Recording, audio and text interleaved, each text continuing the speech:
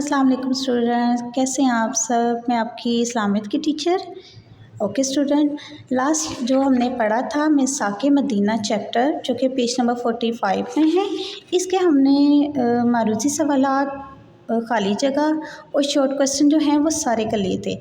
अब हम आज तफसीली जवाब तहरीर करें ये पढ़ते हैं। इसमें जो सबसे फर्स्ट क्वेश्चन है, देखिए, मिसाक मदीना की चंद अहम दिफात बयान करें, जो कि 47 पेज नंबर पर इसका क्वेश्चन मेंशन है। और इसका आंसर देखिए पेज नंबर 45 पर, यहाँ पर आपको पॉइंट नज़र आ रहा होगा, मिसाक मदीना की अहम दिफात। इसमें देखिए ये सारा जो पॉइंट है ये इसमें इसका आंसर आएगा। मैं आपको रीडिंग करके दे देती हूँ।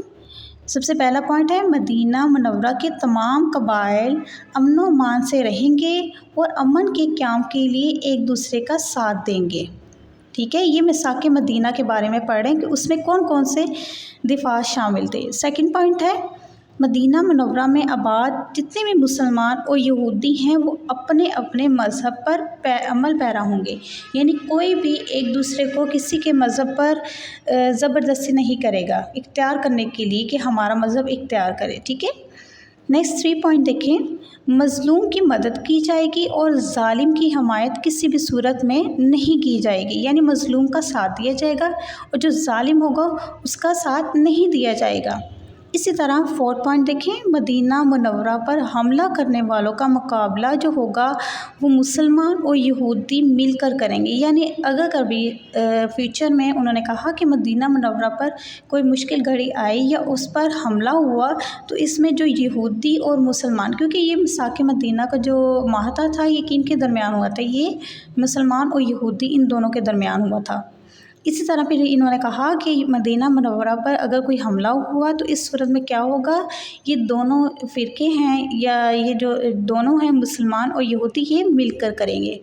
नेक्स्ट पॉइंट देखें, जंग की सूरत में दोनों फरीक मिलकर अखराजात बर्दाश्त करेंगे, यानी अगर किसी सूरत में जंग की सूरत बन गई तो ये इस मदीना में रहने वाले तमाम मुसलमान और यहूदी, ये दोनों फरीक मिलकर जितने भी इसमें अखराजात आएंगे वो बर्दाश्त करेंगे, यानी मिलजुल कर ये लोग अखराजात पूरे करेंगे।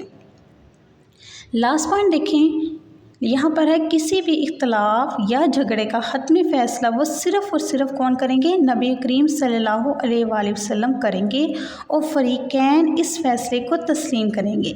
ज़ाहिर बात है ये जो मिसाक मदीना का जो माहदा हुआ था ये किसने किया था, ये नबी करीम सल्लल्लाहु अलैहि वसल्लम ने किया था।